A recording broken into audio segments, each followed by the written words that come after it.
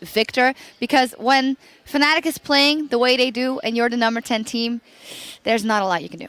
Yeah, there's not a lot you can do. Like, MYM's comp basically relied on Victor and Victor being safe in mid lane, like getting into mid game properly, having some farm, having some AP, and obviously like the Triforce power specs come in. But due to how Reignover controlled the early game, even though he was supposed to be on the back foot with Rengar into Rek'Sai, he was able to control top lane, get Nara ahead, allow basically like take the permission away from Aurelia to get the Triforce early enough, so she can't split push anymore. That win condition is gone, and mid lane was completely controlled too. So the mobility of LeBlanc together with Rengar roaming around the map was able to translate into a huge shield, which in the end even carried the bottom lane. That was like doing okay, was not doing too much, but they were they're doing what they're supposed to do, and win 2 lanes, you win the game. Yeah.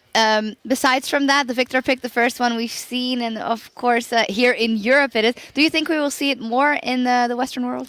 Yes, I think so. It has huge damage output, and especially a mid-game power spike as soon as he gets like 1 item, maybe 2, and he's able to basically one-shot opponents. So he's obviously going to be a good tool, like somehow how like LeBlanc's operating, just without the mobility that she has.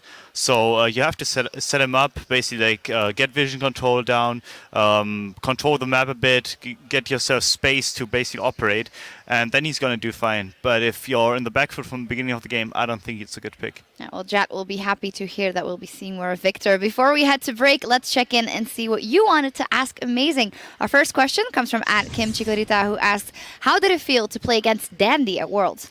Dandy at Worlds was scary, but not as scary as in the scrims beforehand when we played them in Korea a lot.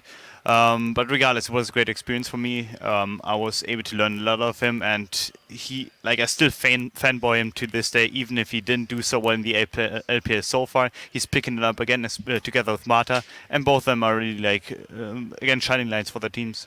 All right, our second tweet comes from @BattleBunny1, writes, what is your favorite moment in your pro career? It actually must be Game 5 of the LMQ series last season, basically. When we knew we had the game and we had the last push coming in, and I basically just sat in my chair, I kept slouching, kept going down basically like this, and at some point I was basically laying down, having my mouse in my hand, and just playing from far away, because I was just the overwhelmed by the experience, that qualifying for Worlds in my first year, it was just great. Yeah, it must have been. The next one is from @Navarro3. I know it was your call to go back to Europe, but do you miss the TSM environment? I hope to see you in the LCS. I miss the TSM environment so far that I miss the people. If you they're popular personalities, all of them, and they're actually they are on stream, and how they interact with you, and especially as friends, they work really well. They try to push one another. They if you're down or something, they're gonna pick you up. And I think that TSM, in terms of people, Last Boy even who couldn't speak English as well in the beginning, try to pick it up and basically try to become friends with each one of us. And he managed to do that. And by now he's a Twitter meme king. So yeah, Last Boy is definitely very endearing. Our last question comes from @RedEyedSoul127, who is asking the tough questions. The people demand answers. What shampoo and conditioner do you use to maintain your fabulous hair?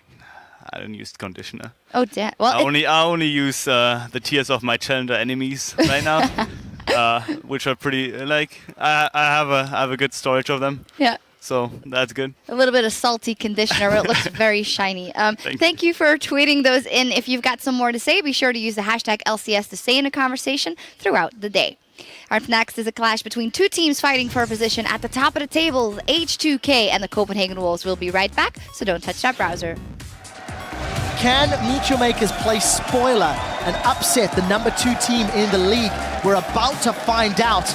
Corey's on the board, but here comes Huni. He's going to knock Noxiac back. Feathervin once more. That's Corey down. Oh, Reignover's hopped through the wall. That may not have been intended. He doesn't have flash for a few seconds. Monsoon forced to save Reignover. Bonito, he's going in. He's got a 3-man Gnar. That's another kill for Steelback. The Monsoon from Fnatic. They've got Horo. Fnatic will win the game. 1-1 on the week.